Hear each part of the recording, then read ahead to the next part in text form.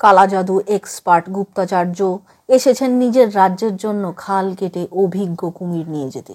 কিন্তু ভিতরকণিকা ন্যাশনাল পার্কের canopy walk করতে গিয়ে আমার মাথায় এলো, খাল কেন কাটতে যাব? ব্রাহ্মণী নদীতে তো প্রায় 3000 কুমির আছে।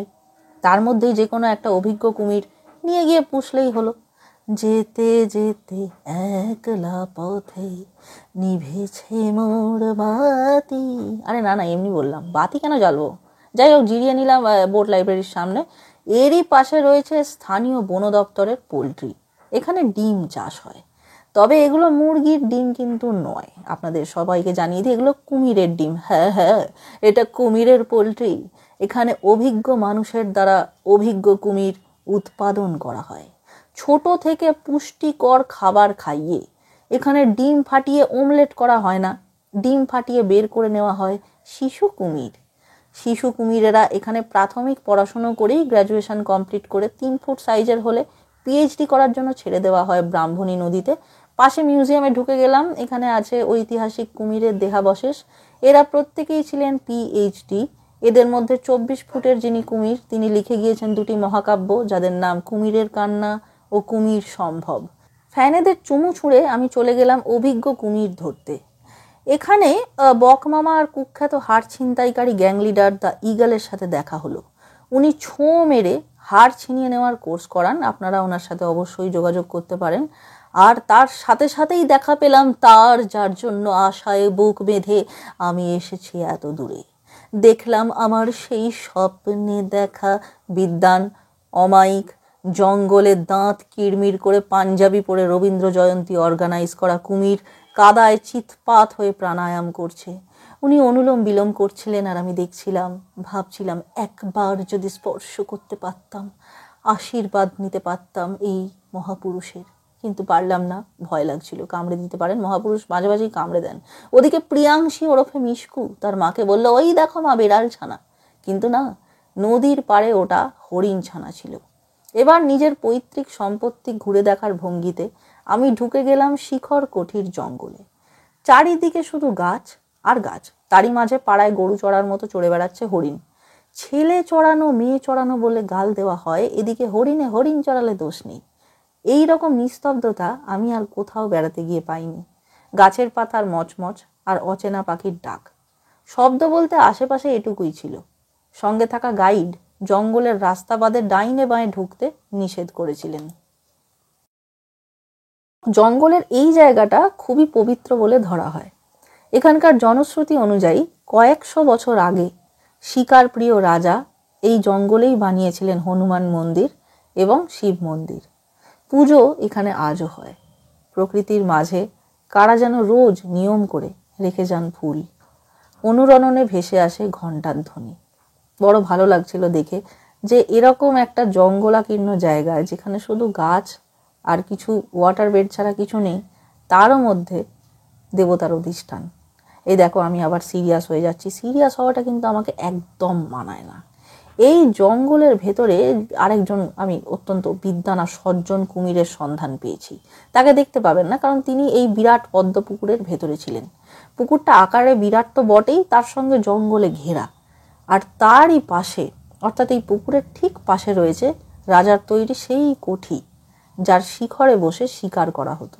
এই থেকেই জঙ্গলের নামকরণ শিখর কোঠি। জঙ্গল দর্শনের পরের দিন গেলাম ব্রাহ্মণী নদী লাগোয়া আরেকটি মন্দিরের দর্শনে। যে মন্দিরটির কথা বলছি সেটি বাবা জগন্নাথের। এই কারুকার্য বিশিষ্ট মন্দিরে প্রবেশ করলে সবার আগে কিন্তু জগন্নাথ দেবের দেখা মিলবে না। হ্যাঁ, সবার আগে দেখা মিলবে এই ছোট্ট একটি মন্দিরের, যার ভেতর অধিষ্ঠান করছেন গণেশ ঠাকুর। ভালো করে দেখবেন, এই গণেশ মূর্তিটির পুরোটাই কোষ্ঠী পাথরের তৈরি এবং নিখুঁত। অর্থাৎ শুধুমাত্র দেবজ্ঞানে নয়, শিল্পজ্ঞানেও তাকে দেখুন। মন্দির কম্পাউন্ডের লাগোয়া ঘরগুলিতে এখানকার পূজারীরা থাকেন। তারাই রক্ষণাবেক্ষণ করেন প্রায় 7 শতাব্দী পুরনো এই মন্দিরের। মন্দিরের আনাচে কানাচে দেখা মেলে উড়িষ্যার প্রাচীন শিল্প ও শৈলীর। প্রমাণিত হয়, কোনো ধর্মস্থান শুধু ভক্তিভাব নয়, বহন করে স্থানীয় শিল্প ও সংস্কৃতি চর্চার নিদর্শন। দেখলে বুঝবেন যে এই মন্দিরটি একেবারেই আড়ম্বরহীন।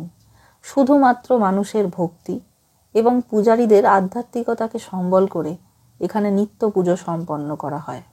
অন্যান্য বহু জায়গার মতো এখানে কমার্শিয়ালাইজেশনের ছাপ একদমই পড়েনি।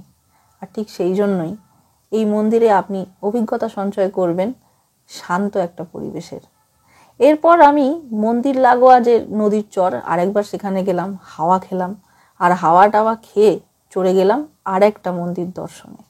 ছোট্টখাট্ট রংচং এই ধর্মস্থান যে কোনো মানুষের চোখ এড়াতেই পারবে না, আর পারবে না এর অতুলনীয় অবস্থানের কারণে। এই মন্দিরের যিনি দেবতা তার নাম থালাপতি। হ্যাঁ, বিশেষত্ব বলতে গেলে যা বলতে হবে তা হলো এই মন্দিরের প্রসাদের কথা। এই মন্দিরের দেবতাকে কিন্তু অন্য মন্দিরের দেবতাদের মতন ফলমূল, মিষ্টি, সন্দেশ এই সমস্ত সচরাচর নিবেদন করা হয় না। তার কারণ থালাপতির মন্দিরে ভোগে থাকে আমিষ ভোগ। হ্যাঁ, থালাপতির ভোগে প্রত্যেক দিন অতি অবশ্যই নিবেদন করা হয় মাছ। আর এই যে বিভিন্ন আকারের ছোট বড় রংচঙে ঘোড়ার মূর্তিগুলো দেখছেন, সেগুলো থাকার একটা কারণ হচ্ছে এখানে স্থানীয় ভক্তরা বিভিন্ন আকারের ঘোড়ার মূর্তি আর চেলি দিয়ে ঠাকুরকে নিজের মনস্কামনা জানিয়ে যান। এই যে গাছটা, এখানে দাঁড়িয়ে আমি এত কথা বলছি, এখানে কিন্তু আমি চেলি বাঁধিনি, কিন্তু নিজের মনের কথা ভগবানকে জানিয়ে আসতে ভুলিও নি। তার কারণ এমন সুযোগ কি কেউ কখনো ছাড়ে? নিরিবিলি এই জায়গায় আসলে মন শান্ত হবেই। কিন্তু এত সুন্দর জায়গাটায় গিয়ে আমি ছিলাম কোথায় বলুন তো? বলে দিচ্ছি, এই যে জাঙ্গল অ্যাভেঞ্জার্স রিসর্টে। ভিতরকণিকা রিজার্ভ ফরেস্টের ঠিক উল্টো দিকেই আছে এই রিসর্ট, অর্থাৎ রাস্তা পেরোলেই জঙ্গল। ভিআইপি মার্কা হাব ভাব করে আমি চুমু ছুঁড়ে দিলাম গেটের পাশে দাঁড়ানো আমার ফ্যানের দিকে। আমি ইন্ডিয়ান আইডল নয়, আইডল মানে কুঁড়ে, তাই ফুল গাছে হাত বুলিয়ে টায়ার্ড হয়ে বসে পড়লাম। তারপরে জিতেন্দ্রের মতন অঙ্গভঙ্গি করে এলাম ব্যাডমিন্টন কোর্টে। আর তারপর আমি বিরাট পশুপ্রেমী গম্ভীর মুখে হাঁসের মাথায় হাত বুলিয়ে বললাম, ডিমগুলো কি আমায় দেবে? লোহার হাঁস উত্তর দেয়নি, সেই দুঃখ ভাগ করে নিলাম সিমেন্টের কচ্ছপের সঙ্গে। এবার আসুন প্রফেশনাল ব্লগারের মতন আপনাকে পুরো রিসর্টটা আমি একটু ঘুরিয়ে দেখাই, আপনাকে দেখতেই হবে। সুন্দর এই রিসর্টের ব্যালকনিতে দাঁড়ালে এই রঙিন প্রপার্টির সবটাই দেখা যায়। আর যেহেতু প্রপার্টিটা এখনো সাজানো হচ্ছে, তাই আপনি যখন যাবেন তখন এটা আরো সুন্দর লাগবে। রিসর্টের প্রত্যেকটা রুম প্রচন্ড সুন্দর এবং আধুনিক কায়দায় সাজানো। আলো বাতাস যুক্ত এই ঘরগুলোর প্রত্যেকটাতেই রয়েছে আধুনিকতার ছোঁয়া। রয়েছে LED TV, electric Kettle, air conditioner. আপনি এরকম আরাম করে বিছানায় গা এলিয়ে চা খেতে পারবেন। বিভিন্ন ধরনের রুম এখানে অ্যাভেলেবেল আছে। ধরুন আপনারা বেশি মানুষ গেলেন, আপনাদের দুটো ঘর দরকার হলো, তখন বুক করতে পারেন এই ধরনের ফেসিলিটি। এখানে প্রত্যেকটা রুমের সঙ্গে আর একটা রুম লাগোয়া পাবেন। অর্থাৎ আপনি যদি বলেন যে দাদা আমার একটু বেশি লোকজন আছে, বুঝলেন তো, দুটো ঘর লাগবে, কিন্তু আমরা একসাথে থাকতে চাই, পাশাপাশি নয়, তাহলে আপনাকে এই ঘরের মধ্যে ঘর জাতীয় ফেসিলিটিটা দেওয়া হবে। আর হ্যাঁ, প্রত্যেকটা রুমের সঙ্গে লাগোয়া ব্যালকনি আছে, তাই সেখান থেকে নিরিবিলি প্রকৃতির সৌন্দর্য দেখতে ভুলবেন না। রিসর্টের ফিশিং পন্ডকে কেন্দ্র করেও নানা রকমের রুম একতলাতে রয়েছে। রয়েছে দুটো সিঙ্গেল বেড সম্বলিত রুম, যেখানে মানে আপনি ধরুন ওই শোয়ার দোষ আছে, আপনি গায়ে পা তুলে দেন, সেরকম হলে আলাদা আলাদা ঘরে আলাদা আলাদা থাকাচ্ছে, এরকম দুটো সিঙ্গেল খাটে থাকতে পারেন। রয়েছে কোয়াড শেয়ারিং রুম, যেখানে এস্থেটিক ফুটেজ নিতে গিয়ে আমি লরি নয় পর্দা চাপা পড়ে গিয়েছিলাম, ওই বেশি স্টাইল মারলে যা হয় আর কি। আলো হাওয়ায় ভরা এই ঘরগুলোর বাথরুমে রয়েছে মানুষের পছন্দের অনেক কিছু। রয়েছে মানুষের প্রিয় সিংহাসন, এবং সিংহাসনের উপরে অবশ্যই লাগানো রয়েছে গিজার নামক উষ্ণ প্রস্রবণ, চেরাপুঞ্জি আর মৌসিনরাম থেকে আনা বৃষ্টি ঝরাতে ছাওয়ার, এবং তার পাশেই রয়েছে বেসিন। যাই হোক, বেসিন নিয়ে আর কি বলবো ভাই, এটাতে তো লোকে মানে পাতি কুলকুচি করে, আমি যাই হোক মুখ ধুলুম, কুলকুচি দেখানোর দরকার নেই। এই জায়গা থেকে চলে এলাম ছড়িয়ে ছিটিয়ে থাকার মতো এই ফেসিলিটিতে, মানে সামনে একটা বসার বা আড্ডা মারার ঘর, আবার দিনের শেষে উল্টে পাল্টে লাট খাওয়ার ঘর পাশেই রয়েছে। আর ঘরে রয়েছে ছোট্ট ফ্রিজ, আপনি এখানে পরিষ্কার ট্রান্সপারেন্ট জল, কালারফুল জল সবই রাখতে পারেন। ছোট্ট ডগির সঙ্গে খেলে আমি চলে গেছিলাম রিসর্টের নিজস্ব এসি রেস্টুরেন্টে। এই রেস্টুরেন্টটাও বেশ খোলামেলা, সূর্যের আলো, বাইরের বাতাস সর্বক্ষণ খেলছে। আর এখানকার যে কর্মচারীরা আছেন তারা সকলেই খুব ভদ্র, হেল্পফুল এবং অবশ্যই ফ্রেন্ডলি। তো এখানে খাবার দাবারও খুব ভালো, সবই ভালো। সুন্দর এই জায়গায় মন ভালো করার মতো অনেক কিছু আছে। আর আছে কর্পোরেট জগতের ফর্মাল ড্রেস পরা হাঁসেরা। এরা এখানেই থাকেন এবং যা বুঝলাম এই হাঁসেরা এখানে নিজস্ব সিন্ডিকেট চালায়। এখানে থাকার সময় অবশ্যই হাঁস গ্যাংয়ের কথা মতো চলতে হয়, না হলে শুনতে হয় ঠুকরে দেবো এখানে, ব্যথা হবে যেখানে সেখানে। এরা সব সময় নিজেদের মধ্যে রেষারেষি করেই চলেছে। যেহেতু এরা কর্পোরেট হাঁস, তাই মর্নিং ওয়াক সেরে অত্যন্ত ডিসিপ্লিনড লোকের মতো এরা চলে যায় হাই কার্ব ব্রেকফাস্ট করতে। সত্যি কথা বলতে কি, যেহেতু এরা কর্পোরেট এবং এরা কম্পিটিশন ছাড়া কিচ্ছু বোঝে না, তাই বিনা যুদ্ধে নাহি দিব সুচগ্র মেদিনীর মতো বিনা ঠেলায় কাউকে না দেব এক টুকরো ভাত বলে এরা একে অপরের সাথে ঝড়াঝাঁটি করে আর কি। পার্ক থেকে চলে এলাম এই পুকুর ধারে, সেখানে আবার মিশকুকে আমি ডেকে নিলাম। মিশকু আমাকে সঙ্গ দিচ্ছিল। এখানে বসে বসে আমরা হাঁসেদের ব্যাপারে প্রচুর গল্প করলাম। পরের দিন আমরা গেলাম পেন্থা বিচ ঘুরতে। রিসর্ট থেকে পেন্থা বিচের দূরত্ব 29 কিলোমিটার, তাই হেঁটে যাওয়ার কথা কল্পনাতেও আনবেন না। এখানে সবাই গাড়ি করেই যায়, আমরাও তাই যাচ্ছিলাম। যাত্রাপথ খুব সুন্দর, তাই ছবি তুলতে আপনাকে বেশ কয়েকবার রাস্তায় দাঁড়াতে হতে পারে। আমাকে তো দাঁড়াতে হয়েছিল, আপনারাও দাঁড়ান, ভালো লাগবে।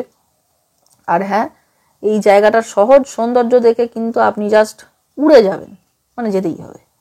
এরপর আমরা পৌঁছে গিয়েছিলাম পেন্থা বিচ। পেন্থা বিচ আসলে ভার্জিন বিচ, তাই লোকজনের আনাগোনা খুব কম, আর জায়গাটা এখনো নিরিবিলি। আর আমার স্মৃতিশক্তি এত ভালো যে ভিডিওতে যে বিরাট বিজ্ঞের মতো ঝিনুকের টুকরোটা দেখাচ্ছি, সেটা কিন্তু আমি নিয়ে আসতে ভুলে গেছি। এস্থেটিক ছবি তুলব বলে পোজ দিলেও আমার প্রস্থেটিক মার্কা ভুঁড়ি আমাকে সাপোর্ট করেনি। সব ছবিতেই আমাকে ভোঁদাই মনে হচ্ছে। সমুদ্রের আনন্দ আসলে বাচ্চা বুড়ো সবার কাছে একই রকম। আমরা যখনই সমুদ্রে যাই ঢেউকে ভালোবেসে ফেলি। তা এই গিরগিটির মতো রং বদলানো ফোয়ারার সামনে এসে আমিও যেন কেমন বদলে গেছিলাম, কারণ এরকম বাচালতা আমি গত 20 বছরে কখনো করেছি বলে আমার মনে পড়ছে না। আপনারা আমার এই বাচালতা ইগনোর করে ডেসক্রিপশনটা দেখে নিন, জাঙ্গল অ্যাভেঞ্জার্স রিসর্টের যোগাযোগের ডিটেলস দেখে নিন। আমি চললাম, ফিরছি শীঘ্রই।